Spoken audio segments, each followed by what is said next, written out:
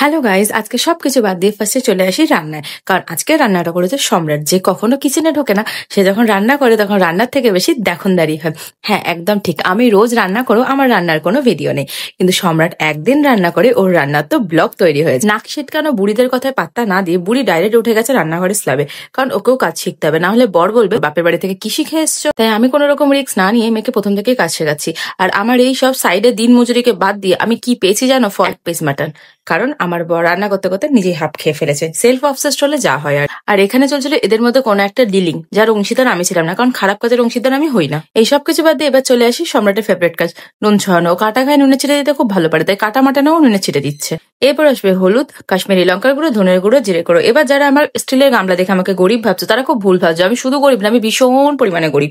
তাই যাদের খুব কষ্ট হচ্ছে আমাকে একটা পিতলের গামলা গিফট করতেই পারো, আমি গিফট নিতে খুব ভালোবাসি। এই যে এবার শুরু হচ্ছে তেল ঢালা। এই তেল ঢালা কতক্ষণ চলবে? যতক্ষণে বোতলটা শেষ হচ্ছে। আমার সব থেকে বুকে ব্যথা ওঠার কারণ এটাই, কারণ তেল শেষ হয়ে গেলে আমার খুব কষ্ট হয়। এই যে এবার চলে এসছে মাটনকে মাসাজ করার পালা। দেখো একদম চটকে চটকে মাসাজ করছে। তোমরা যদি ভালো খাবার খেতে চাও তাহলে এরকম চটকে চটকে মাটন রান্না করবে, তবে কিন্তু তোমাদের মাটনের টেস্ট হবে। যারা ভাবছো আমি বাড়িয়ে বলি যে আমার বর 1 বোতল তেল শেষ করবে না, তারা দেখো, এই দেখো আবার মাটনের তেল ঢালছে।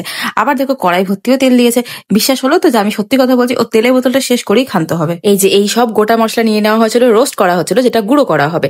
এই যে ডাস্ট রেডি। এবার কি ভাবছো এতটা ডাস্ট লাগবে? না না, আমি বেশি করে বানিয়ে নিয়েছি, রোজ রান্নাতে আমি ইউজ করতে পারবো। অত কে খাটে? এই যে মাস্টার শেফ সম্রাটরা এখন পেঁয়াজ ভাজছে। এই পেঁয়াজ কাটার পেছনে রহস্যটা কি? ভিডিওতে নেই, কারণ পেঁয়াজটা কাটছিলাম আমি।